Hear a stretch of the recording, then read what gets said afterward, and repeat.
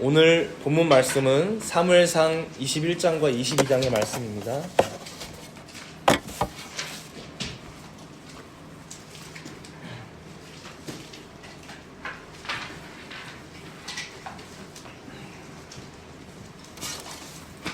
제가 봉독은 21장 1절에서 6절 그리고 10절에서 15절 말씀만 봉독하도록 하겠습니다. 사무엘상 21장 1절에서 6절 먼저 봉독합니다. 다윗이 노베 가서 제사장 아히멜렉에게 이르니 아히멜렉이 떨며 다윗을 영접하여 그에게 이르되 어찌하여 내가 홀로 있고 함께하는 자가 아무도 없느냐 하니 다윗이 제사장 아히멜렉에게 이르되 왕이 내게 일을 명령하고 이르시기를 내가 너를 보내는 것과 내게 명령한 일은 아무것도 사람에게 알리지 말라 하시기로 내가 나의 소년들을 이러이러한 곳으로 오라고 말하였나이다. 이제 당신의 수중에 무엇이 있나이까? 떡 5덩이나 무엇이나 있는 대로 내 손에 주소서 하니 제사장이 다윗에게 대답하여 이르되 보통 떡은 내 수중에 없으나 거룩한 떡은 있나니 그 소년들이 여자를 가까이만 하지 아니하였으면 주리라 하는지라. 다윗이 제사장에게 대답하여 이르되 우리가 참으로 3일 동안이나 여자를 가까이 하지 아니하였나이다. 내가 떠난 길이 보통 여행이라도 소년들의 그릇이 성결하겠거든 하물며 오늘 그들의 그릇이 성결하지 아니하겠나이까 하매 제사장이 그 거룩한 떡을 주었으니 거기는 진설병 곧 여호와 앞에서 물려낸 떡밖에 없었음이라. 이 떡은 더운 떡을 드리는 날에 물려낸 것이더라. 10절에서 15절도 이어서 봉독하겠습니다. 그날에 다윗이 사울을 두려워하여 일어나 도망하여 가드왕 아기스에게로 가니 아기스의 신하들이 아기스에게 말하되 이는 그 땅의 왕 다윗이 아니니이까. 무리가 춤추며 이 사람의 일을 노래하여 이르되 사울을 죽인 자는 천천히요 다윗은 만만이로다 하지 아니하였나이까 한지라. 다윗이 이 말을 그의 마음에 두고 가드왕 아기스를 심히 두려워하여 그들 앞에서 그의 행동을 변하여 미친 채 하고 대문짝에 그적거리며 침을 수염에 흘리매 아기스가 그의 신하에게 이르되 너희도 보거니와 이 사람이 미치광이로다. 어찌하여 그를 내게로 데려왔느냐? 내게 미치광이가 부족하여서 너희가 이 자를 데려다가 내 앞에서 미친 짓을 하게 하느냐? 이 자가 어찌 내 집에 들어오겠느냐 하니라. 아멘. 지난주에 우리는 다윗과 요나단의 언약을 살펴봤습니다.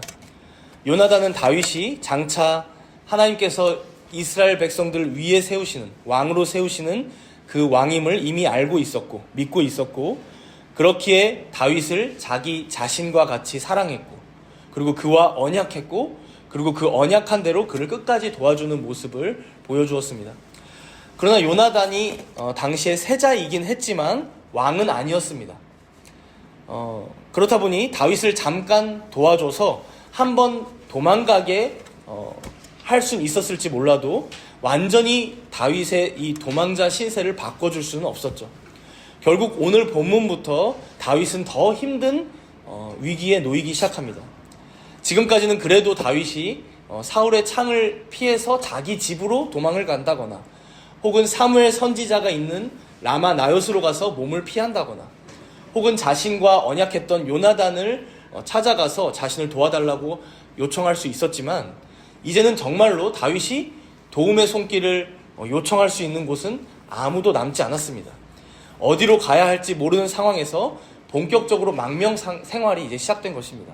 그래서 오늘 설교 제목에도 보시면 이제 오늘 본문에서 다윗이 몸을 피하고 있는 세 지역의 이름이 나옵니다. 세 지역. 그래서 높, 가드, 아둘람. 이제 다윗이 정처 없이 어찌 보면 망명 생활을 시작한 것이죠. 노브로 가고 가드로 가고 아둘람으로 가고. 그래서 먼저 오늘 본문 21장 1절에서 9절까지를 보시면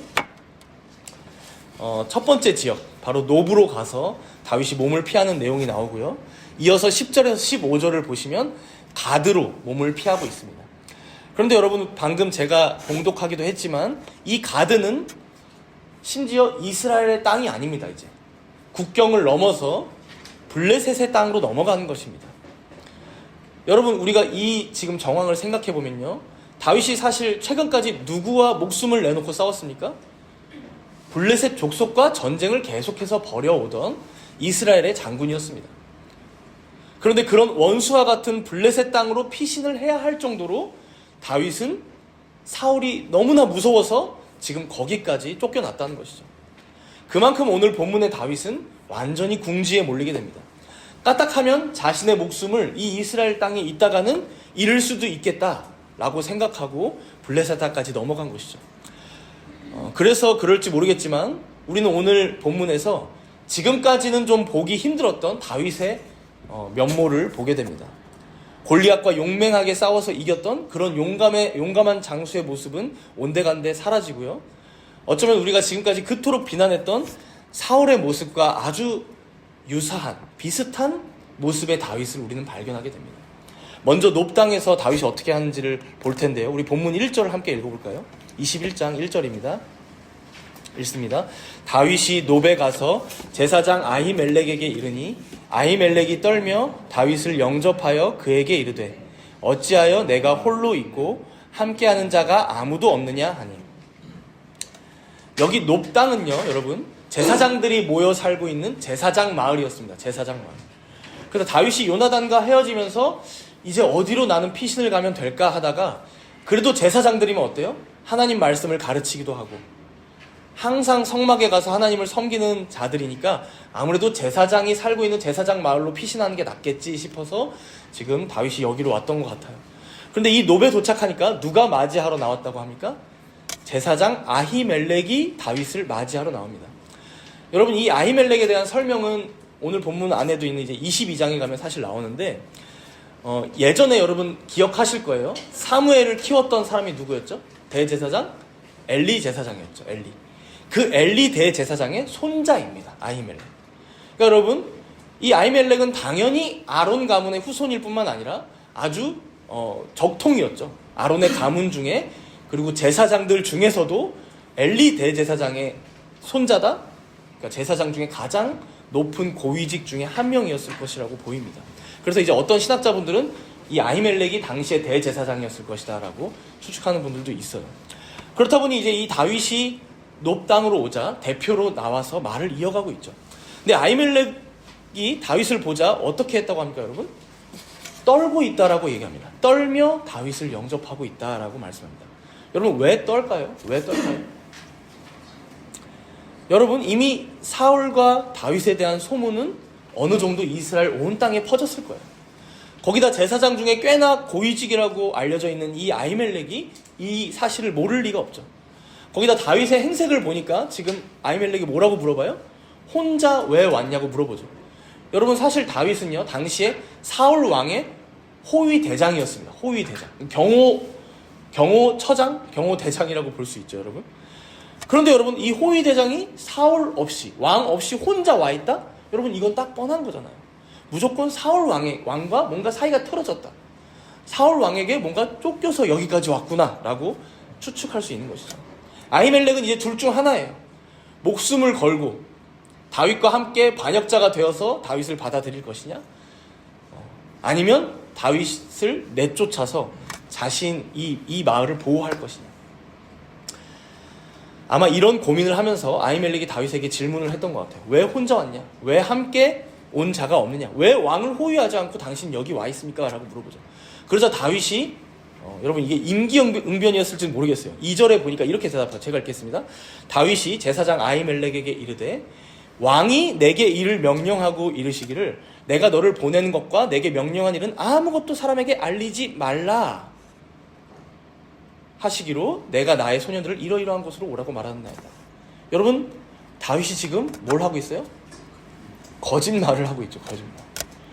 다윗은 지금 사울로부터 도망치다 여기까지 온 거예요. 이건 누구나 알고 있어요. 근데 뭐라고 얘기해요? 사울 왕이 나에게 몰래 비밀스러운 임무를 줬다는 거예요. 그래서 아무에게도 알리지 말고 혼자 가라고 했다는 거예요. 그래서 내가 내 소년들, 나의 소년들, 내 부하들도 어떤 약속된 장소에서 따로 만나기로 했어요. 그래서 나 혼자예요 라고 지금 얘기하는 거예요. 완전히 거짓말이에요. 완전히 꾸며낸 얘기죠. 여러분, 우리가 지금까지 쭉 봐왔지만 사실 거짓말은 다윗에게 어울리지가 않죠. 오히려 거짓말은 사울에게 어울립니다. 다윗과는 거리가 먼 것처럼 느껴져요. 다윗은 거짓말보다는 진실에 가까운 사람이었고, 두려움보다는 담대함, 용맹함에 가까운 사람이었잖아요. 그런데 어때요? 심각한 위기 가운데 놓이니까 그 입에서 거짓말이 술술 나오고 있는 거예요, 다윗도. 거기다 이 거짓말이 끝이 아닙니다. 지금 방금 노베서는 다윗이 거짓말을 했다면요, 이제 다음으로 블레셋의 가드에 가서 어떻게 했는지를 볼까요? 본문 10절을 한번 보시면요, 제가 읽을게요. 본문 10절에 보니까 그날에 다윗이 사울을 두려워하여 일어나 도망하여, 노베서도 도망한 거예요. 가드왕 아기스에게로 가니.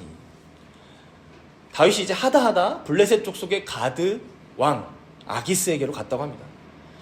그런데 참 다윗의 처지가 기구한 게요, 11절에 보니까 이미 블레셋 족속 사람들도 다윗에 대한 지식이 빠삭해요. 보니까 11절에 아기스의 신하들이 아기스에게 말하되 이는 그 땅의 왕 다윗이 아니니까.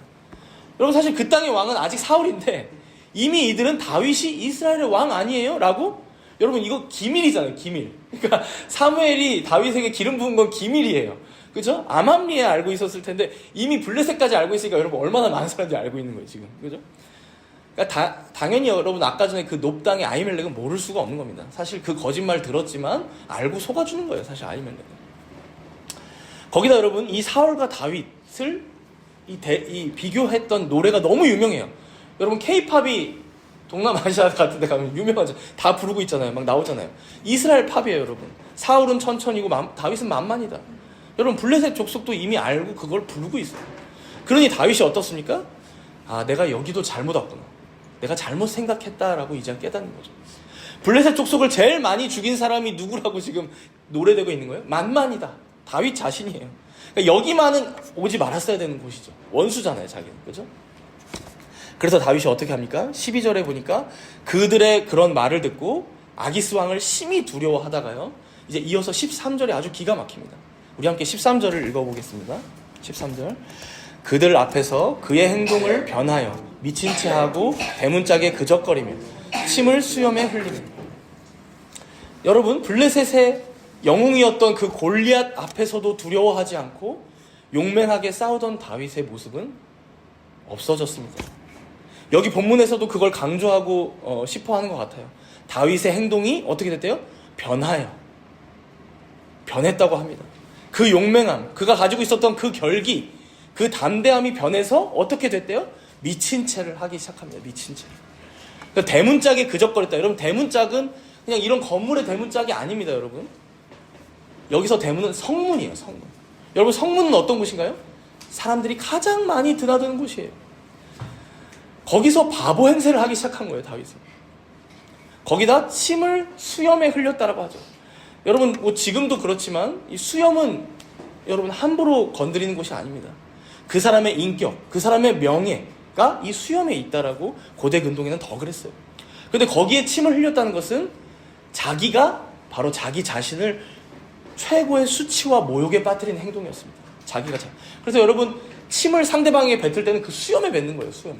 여러분, 당시 모욕을 주는 겁니다. 여러분, 실제로 다윗은 미치지 않았어요. 그런데 미친 채를 하고 있는 것이죠. 이건 당시에 여러분, 미친 사람을 터부시 여기고 죽이지 않고 내쫓는 그들의 관습이 있었어요.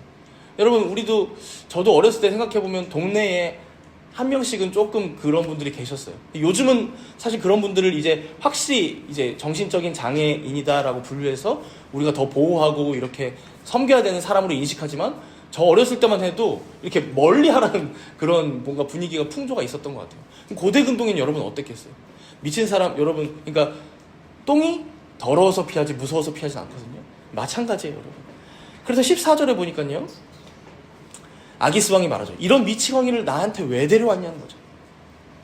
이제 다윗 신경 쓰지 마. 여러분, 그 사람을 죽인 것도 칼이 아까워. 이제 내쫓아버려 했던 거예요. 여러분, 이 상황을 한번 생각해 보도록 하겠습니다. 다윗이 누구였어요? 지금도 그렇지만 이스라엘의 최고의 영웅입니다.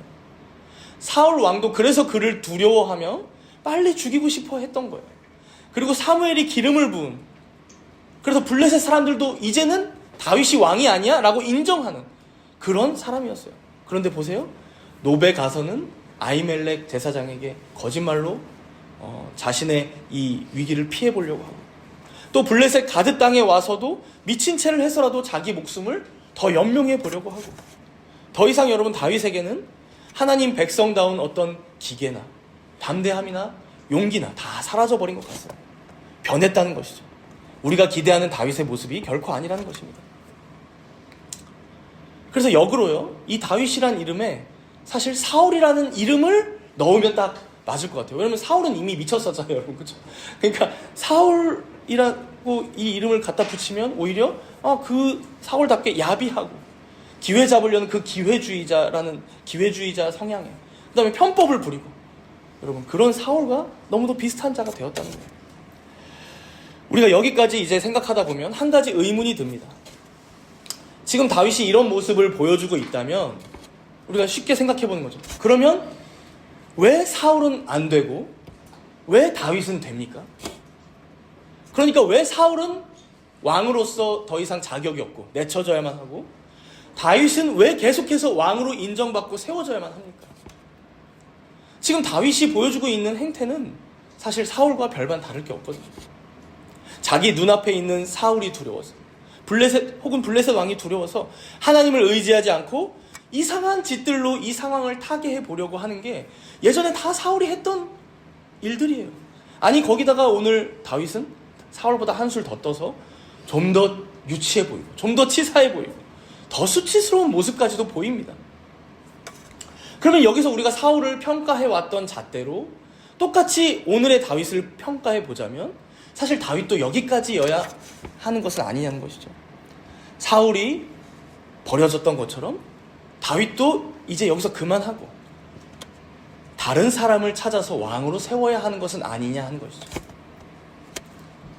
여러분, 사울이 제사법을 어겼던 일을 여러분 기억하실 거예요. 7일 동안이나 7일째까지도 사무엘을 기다렸지만 사무엘이 오지 않자 자기가 제사를 드려버리잖아요. 백성들을 모으기 위해서, 또 이 전쟁에서 이기기 위해서. 그때 하나님께서 사무엘을 통해서 하신 말씀이 뭐예요? 순종이 제사보다 낫다. 근데 오늘 본문에도 보면요, 사실상 다윗도 제사법을 어기는 내용이 나와요. 오늘 본문 3절에 한번 보실까요? 21장 3절에 보시면요, 다윗이 도망치던 중에 높당에 왔잖아요. 배가 엄청 고팠던 것 같아요. 그러다 보니까 제사장 아히멜렉에게 떡 5덩이만 달라고 합니다. 그런데 4절에 보면 아히멜렉이 제사장이니까 자기 수중에 거룩한 떡밖에 없다는 거예요. 일반적으로 먹는 떡은 없다는 거예요. 이 거룩한 떡은 성막 안에 여러분 놨던 진설병을 얘기합니다. 진설병. 성막 안에서 하나님께 드려지는 그 떡을 얘기해요. 그래서 6절에 보시면 아히멜렉이 뭐라고 합니까? 그 진설병, 곧 여호와 앞에서 물려낸 떡을 다윗에게 줬다는 거예요. 물려낸 떡. 여러분, 이 물려낸 떡을 줬다는 것은 성소에 놓여져 있던 진설병을 꺼내서 준 게 아니라, 여러분 안식일이 되면 떡을 교체하거든요. 떡이 12개가 놓여져 있는데 그걸 교체해요. 그러면 떡을 데워서 교체해 놓으니까 물려낸 떡, 이제 그 갖고 오잖아요. 근데 그 떡은 여러분 사실 제사장들만 먹을 수 있는 떡이었어요, 율법에 보면. 그런데 그 물려낸 떡을 지금 다윗에게 줬다는 것이죠. 그럼 지금 다윗도 여러분 엄격한 제사법으로 보자면 이 제사법을 어기고 있는 거예요. 더해서 제사장 아히멜렉도 이 제사법을 함께 어기고 있는 거예요. 그래서 여러분, 우리가 오늘 본문에서 생각해 볼 수 있는 지점은 단순히 율법의 잣대로만 사울과 다윗을 똑같이 놓고 판단하려고 한다면 결론이 어떻게 납니까? 둘 다 죄인이에요. 둘 다 자격이 미달이고요. 둘 다 왕이 될 수 없는 자들입니다.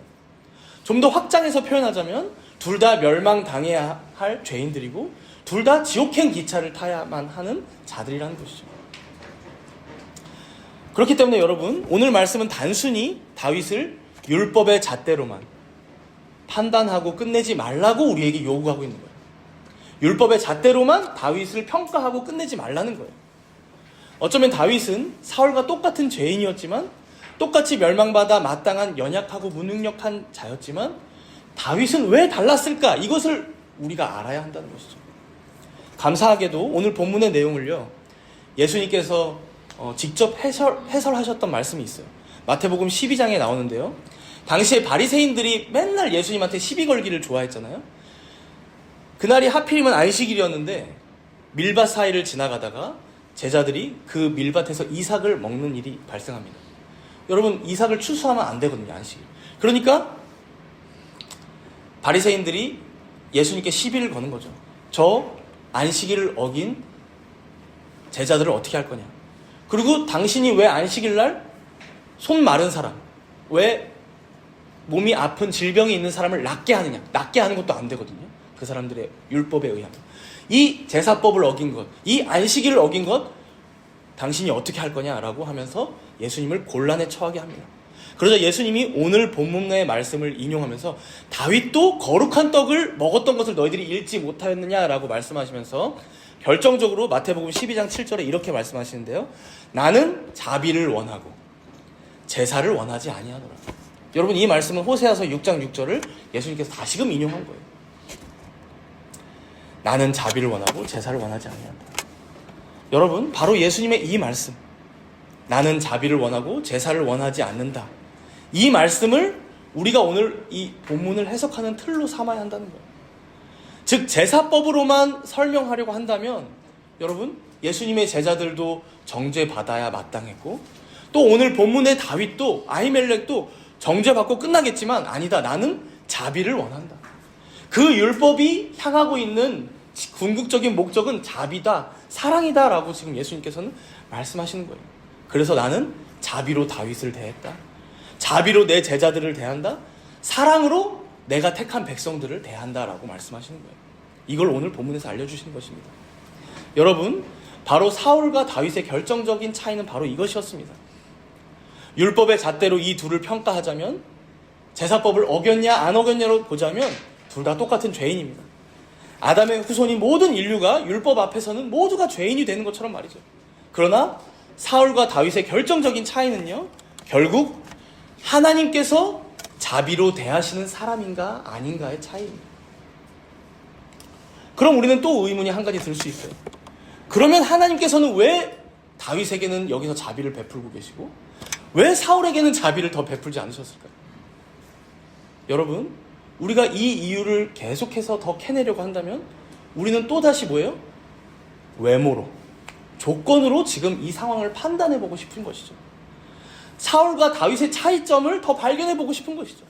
그걸 찾아내어서 내가 그 조건을 충족시키는 사람이 되어보고 싶든, 아니면 그게 안 된다면 결국 그런 조건으로 사람을 차별하고 계시는 하나님을 판단하거나 따져보고 싶어서라도 지금 이 문제를 파악하고 싶은 거죠.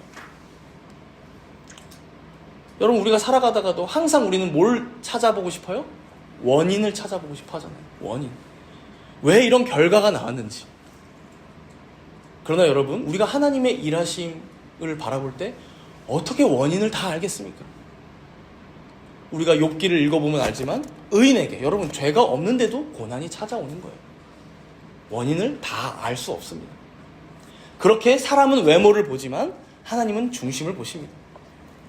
우리가 중심을 보시는 하나님의 그 크신 뜻을 어떻게 다 헤아리겠습니까? 결국 오늘 본문을 통해 우리가 발견하는 것은 사울과 똑같이 자격 없는 다윗에게 계속해서 자비를 베푸시는 하나님의 모습입니다. 단순히 제사법으로 죄인을 제단하고 율법의 잣대를 들이대어서 탈락시키시는 하나님이 아니라, 우리가 왜인지는 다 알지 못하지만 하나님께서 택하시고 하나님께서 자기 백성으로 삼으신 어떤 이들에게는 다시 기회를 주고 계시고 다시 인자를 베풀고 계시고 다시 자비를 베푸시며 끝까지 포기하지 않으시는 기묘하신 하나님의 성품을 우리가 발견하게 된다는 것이죠. 바로 다윗은 누구보다도 이러한 하나님의 자비하신 성품을 깊이 경험했던 사람이었습니다. 그리고 이 경험을 감사하게도 자신의 시편으로 남겼는데, 우리 시편 34편을 찾아볼까요? 시편 34편입니다. 구약성경 824페이지에 있어요.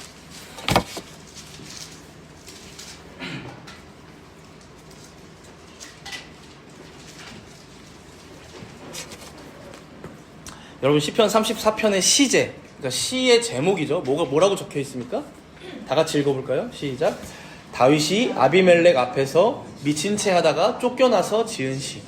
여기 이제 아비멜렉이라는 말은 아기스 왕, 오늘 본문의 아기스 왕을 지칭합니다. 여러분 이 아비멜렉은 왕조의 이름이라고 보시면 돼요. 오늘 본문의 일이 있고 나서 바로 지은 다윗이 바로 지은 시가 바로 이 34편의 시라는 거예요. 우리가 다윗의 심정을 잘 생각하면서 다 읽진 않고요. 우리 1절부터 10절까지만 한 절씩 교독해 볼까요? 1절부터 10절까지 저부터 교독하고 마지막 10절은 함께 읽겠습니다. 내가 여호와를 항상 송축하며 내 입술로 항상 주를 찬양하리이다. 내 영혼이 여호와를 자랑하리니 무고한 자들이 이를 듣고 기뻐하리로다. 나와 함께 여호와를 광대하시다 하며 함께 그의 이름을 높이세. 내가 여호와께 감동함에 내게 응답하시고 내 모든 두려움에서 나를 건지셨다. 그들이 주를 앙망하고 광채를 내었으니 그들의 얼굴은 부끄럽지 아니하리로다. 무고한 자가 그만 찢어지심에 여호와께서 들으시고 그의 모든 환난에서 구원하셨다. 여호와의 천사가 주를 경외하는 자를 둘러 진치고 그들을 건지시는도다. 너희는 여호와의 선하심을 맛보아 알지어다. 그에게 피하는 자는 복이 있도다. 너희 성도들아 여호와를 경외하라. 그를 경외하는 자에게는 부족함이 없도다. 함께 읽습니다. 젊은 사자는 궁핍하여 줄일지라도 여호와를 찾는 자는 모든 좋은 것에 부족함이 없으리로다.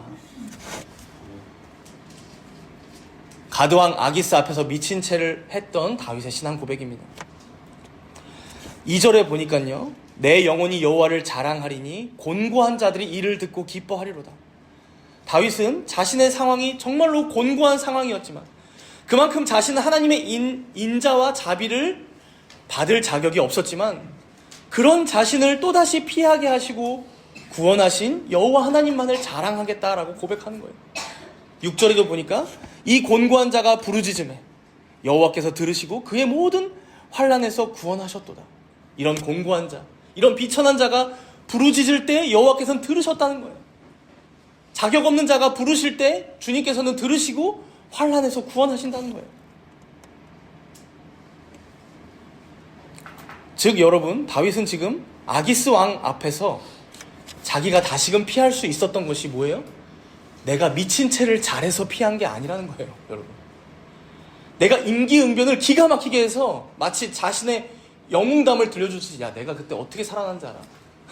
아기스 왕 앞에서 내가 나를 못 죽이게 미친 채를 했어. 여러분, 이게 아니라. 그리고 자신이 아히멜렉 앞에서 거짓말을 기가 막히게 해서 진설병을 내가 먹고 살 수 있었어 라고 얘기하는 게 아니라 누가 구원하셨다라고 고백해요?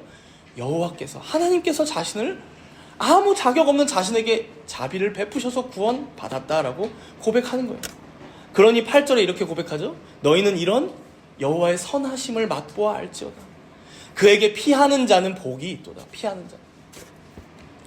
10절에도 마지막에 보니까 젊은 사자는 궁핍하여 줄일지라도 여호와를 찾는 자는 모든 좋은 것에 부족함이 없으리로다. 여기 10절에 여러분 이 젊은 사자를 이런 맥락에서 보면 여러분 딱 사울이 떠오르지 않습니까? 사울. 여러분 젊은 사자와 같이 용맹하고 위험 있고 남들보다 머리 하나는 더 크고 뛰어났던 젊은 사자와 같은 자가 바로 사울이었어요. 그런데 여러분 젊은 사자는 궁핍하여 줄일지라도.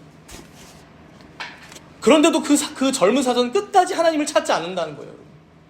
자기 힘으로 어떻게든 살아보려고, 어떻게든 자기가 노력해서 남들 앞에 인정받고, 심지어 하나님 앞에서도 자기 힘으로 살아가려고만 하고, 그게 바로 젊은 사자와 같은 사울이라는 것이죠. 반면에 다윗은 어떻습니까? 내가 젊은 사자와 같지는 못하더라도, 내가 이렇게 약하고 비천하고 곤궁한 자라고 할지라도 나는 여호와를 찾는 자라는 것이죠. 그리고 그런 나에게 모든 좋은 것에 부족함이 없도록 하나님께서 채우신다는 거예요. 여러분, 이 다윗의 고백까지 들어보니까 사울과 달리 다윗은요, 자비로우신 하나님께 피하는 것이 자신에게 복임을 잘 알고 있어요. 자기 힘으로 자신의 인생을 살아가는 것보다 하나님을 찾고 그를 갈망하고 그에게 나아가는 것이 모든 문제의 해결 책임을 믿고 행하고 기도하는 자였다는 것을 우리가 알 수 있어요. 여러분, 우리는 오늘 사울과 다윗을 생각해 보면서 왜 둘 중에 한 명은 하나님의 자비를 받는 자가 되었고 다른 한 명은 자비를 받지 못하는가? 이 기묘하신 하나님의 택하심과 혹은 유기, 혹은 하나님의 은혜 주심과 은혜 주시지 않음의 그 근원은, 그 원인까지는 우리가 다 헤아리지 못할 것입니다. 그래서 사울의 결국도 어떻게 되었을지 우리는 추정할 뿐 단정할 수는 없을 거예요. 그러나 우리가 명확하게 알 수 있는 게 있습니다. 바로 사울과 다윗이 어떻게 자신의 신앙을 고백하고 있는지, 어떻게 하나님께 간구하며 기도하고 있는지, 자신의 인생이 지금 여기 있는 것을 누구의 공으로 돌리고 있는지, 즉 자신의 공으로 돌리고 있는지, 아니면 자신의 인생을 통하여 하나님을 높이고 하나님을 찬양하는 도구로 사용하고 있는지, 이것은 우리가 알 수 있죠. 그래서 여러분, 이것을 가지고 예수님께서 뭐라고 말씀하시냐면요, 그들의 열매로 그들을 알지. 그들의 열매로 그들을 알지. 여러분, 어떤 나무가 있는데 어떤 나무가 처음에는 어떤 나무인지 몰랐어요. 근데 열매가 맺혔는데 보니까 사과가 맺힙니다. 무슨 나무예요? 사과나무죠. 배가 맺혀요? 배나무죠. 감이 맺혀요? 감나무죠. 열매로 그 나무를 압니다. 그만큼 사울과 다윗의 열매는 달랐다는 것이죠. 이 말씀 앞에서 여러분들 자신을 잘 되돌아보시기 바랍니다. 여러분들은 하나님의 자비하심과 인자하심을 경험한 자들로 살아가고 계십니까? 아니면 전혀 그것을 기억하지도, 떠올리지도, 감사해하지도, 오늘 다윗처럼 고백하지도 않으면서 살아가고 계십니까?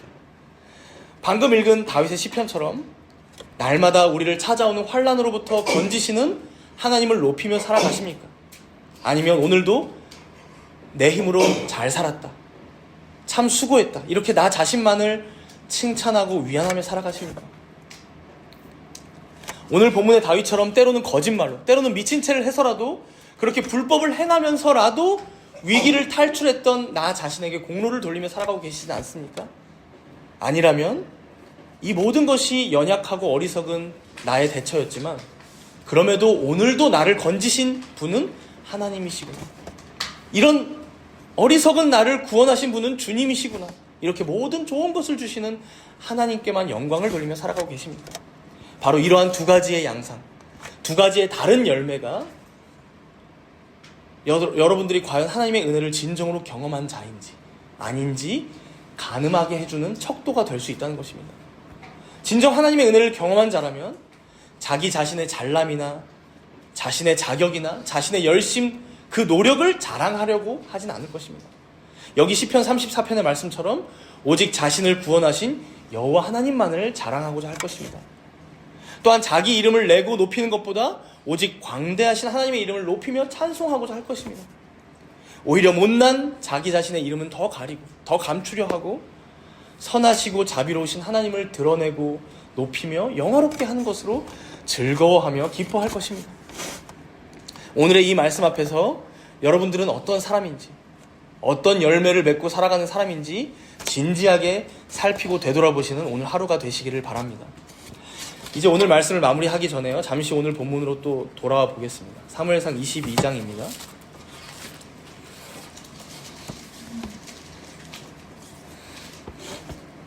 우리 본문 22장 1절을 함께 읽어볼까요? 22장 1절 함께 읽습니다.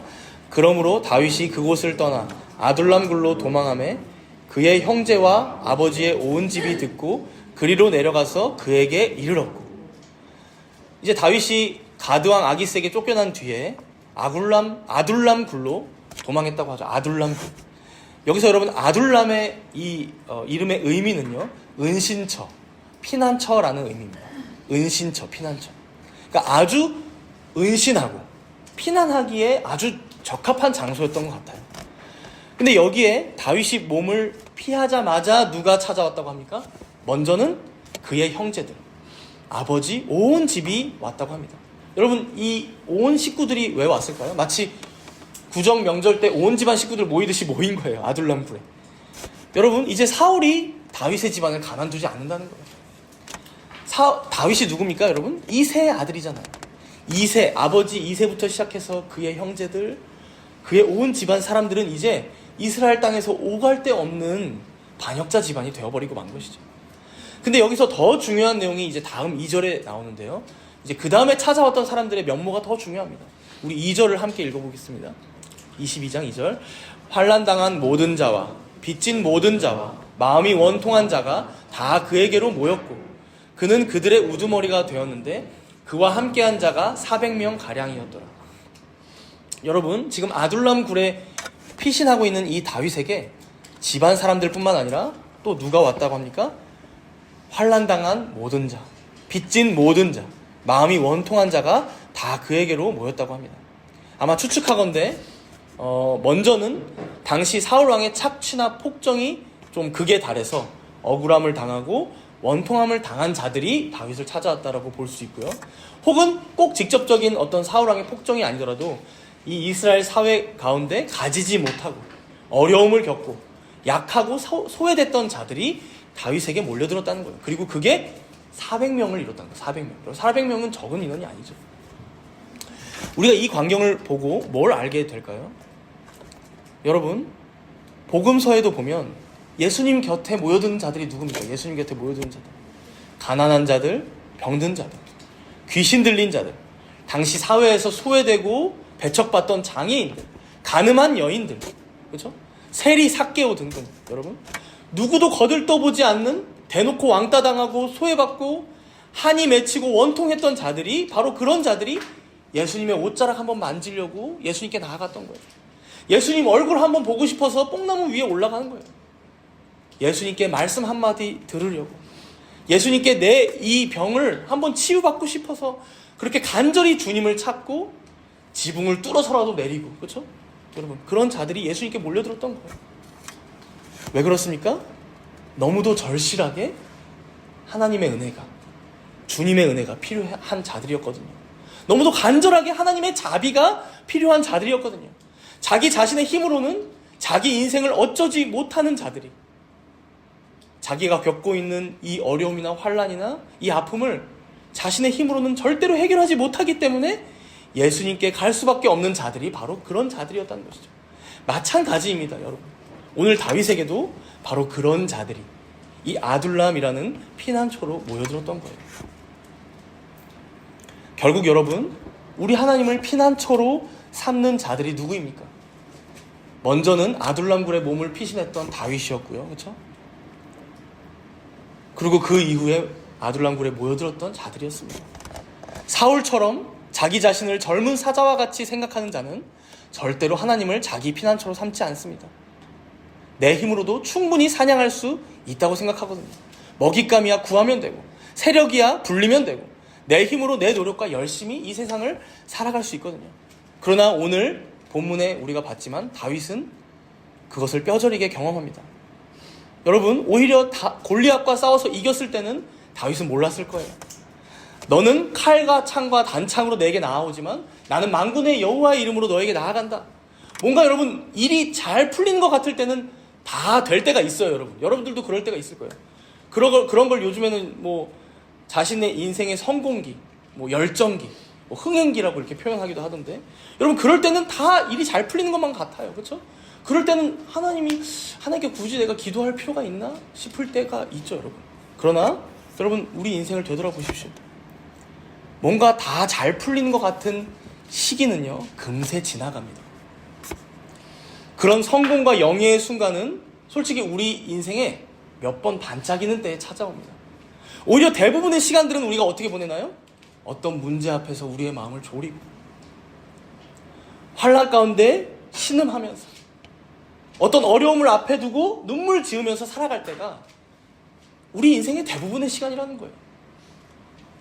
그러나 여러분, 이러한 하나님의 섭리가 감사한 이유는 오늘 본문에서 다윗이 그러했듯이 바로 그럴 때에 우리는 하나님을 더욱더 의지하게 되기 때문입니다. 오히려 내게 환난이 찾아왔을 때, 내 마음이 참으로 아프고 원통할 때, 우리는 오직 하나님만이 나의 피난처이시구나, 오직 그리스도만이 살아주구나, 나의 소망이 되시는구나, 그렇게 우리의 입술로 고백하게 되는 것이죠.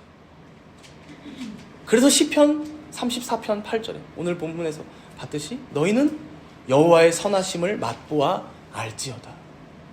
그에게 피하는 자는 복이 있도다. 오늘 다윗의 인생이 바로 그러했습니다.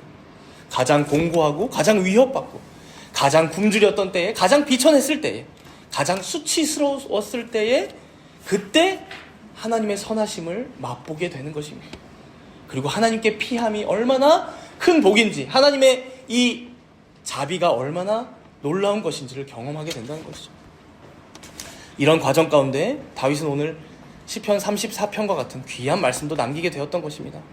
사랑하는 정다문교회 성도 여러분, 우리 또한 우리를 찾아오는 많은 시련과 역경들이 우리를 힘겹게 할 때 종종 찾아올 것입니다. 그러나 그럴 때마다 기억하시기 바랍니다. 바로 그때가 은혜의 때입니다. 바로 그때가 피난처 되신 우리 하나님께 피하기 가장 좋은 때입니다. 우리의 못남, 우리의 연약함, 우리의 비천함을 뛰어넘어 우리를 자기 백성 삼으신 우리 하나님의 선하심을 발견하고 맛보아 알게 되는 때이기 때문입니다. 우리의 중보자 예수 그리스도 안에서 아무 조건 없이 베푸시는 하나님의 자비하심을 경험하는 때이기 때문입니다. 그렇게 나의 어떠함이 아닌, 나의 열심이나 노력이 아닌 오직 하나님의 지혜와 하나님의 능력과 하나님의 자비와 인자와 그 진실하심만을 높이고 찬송하며 영광 올려드리며 살아가시는 모든 정담은 교회 성도님들이 되시기를 축복합니다. 우리 함께 기도하도록 하겠습니다. 오늘 본문을 통하여 거짓말을 하고 미친 채를 하는 다윗을 보면서 우리는 바로 우리의 모습을 그 다윗에게서도 발견합니다. 지난 한 주간 동안, 아니 우리의 지난 과거의 모든 사람들이 바로 이런 다윗과 같이 어리석고 부패한 삶이었기에 이러한 다윗을 하나님께서 어떻게 대하시는지 우리는 주목하게 됩니다. 우리가 오늘 말씀을 통해 발견하게 되는 것은 하나님께서는 단순히 우리를 율법의 잣대로만, 제사법의 기준으로만 대하고 계시지 않는다는 것입니다. 우리의 중보자이신 예수 그리스도 안에서 그 모든 것을 초월하셔서 하나님의 인자하심과 자비하심의 성품을 드러내시고 바로 그러한 하나님의 깊으신 뜻 가운데 우리의 인생을 섭리하고 계심을 우리가 발견합니다. 우리가 오늘 말씀을 통해 이러한 하나님의 크신 경륜과 성품을 발견했다면 오늘 다윗이 시편 34편에서 고백하듯이 오직 여호와의 이름을 자랑하는 인생으로 살아가기를 결단합시다. 또한 모든 환난에서 건지시는 그 하나님께만 피하고 그렇게 그의 선하심과 인자하심을 맛보며 경험하며 살아가는 인생이 되게 해달라고 우리 다 함께 잔시 동안 간절히 간구하며 기도하시도록 하겠습니다. 감사합니다. 우리 인생을 되돌아볼 때 우리 또한 그런 다윗과 같은 인생이 있었습니다. 우리의 과거를 되돌아볼 때 다윗이 가지고 미친 채 했던 그 인생, 그런 어리석음이, 그런 연약함이 우리에게도 있습니다. 주여, 그러나 그러한 때에 주님께서는 우리를 그저 율법의 잣대로, 세상의 잣대로만 그것으로 재단하고 정죄하여 우리를 내치지 않았음을 보십니다. 끝까지 우리를 포기하지 않으시고 우리는 죄악의 양상을 주님께 없는 주님께서는 그런 우리에게 인자를 베푸시고 계속해서 우리에게 그리스도 안에서 그 놀라운 은혜를 지키시고 사랑을 베푸시는 것을 봤습니다. 주님께 그런 하나님의 놀라우신 은혜를 바라보며 모든 것들을 우리가 항상 순전되게 해주시옵소서. 그래야 우리 인생 가운데 하나님의 피가, 하나님의 피임을 복임을 우리가 기억하며 살아갈 수 있는 되게 해주시고 주님께는 모든 영광될 수 있도록 주님 함께 하시옵소서.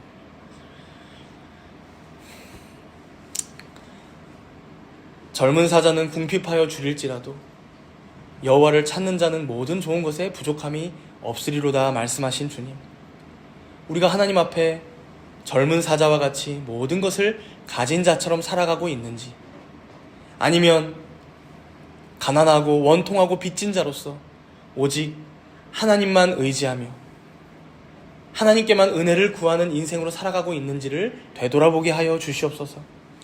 오늘 말씀에 아둘람굴에 있던 다윗을 찾아온 많은 연약한 자들처럼 오직 우리의 은신처요 피난처 되시는 예수님만을 날마다 찾아가고 그에게 모든 것을 맡기고 신뢰하며 살아가는 우리들 모두가 되게 하여 주시옵소서. 그리하여 다가오는 한 주간도 여호와 하나님의 선하심과 인자하심을 경험하고 또한 맛보아 알게 되는 그런 하루하루가 될 수 있도록 주님 함께하사 역사하여 주시옵소서. 이 모든 말씀 감사드리오며 우리 주 예수 그리스도의 이름으로 기도드리옵나이다. 아멘.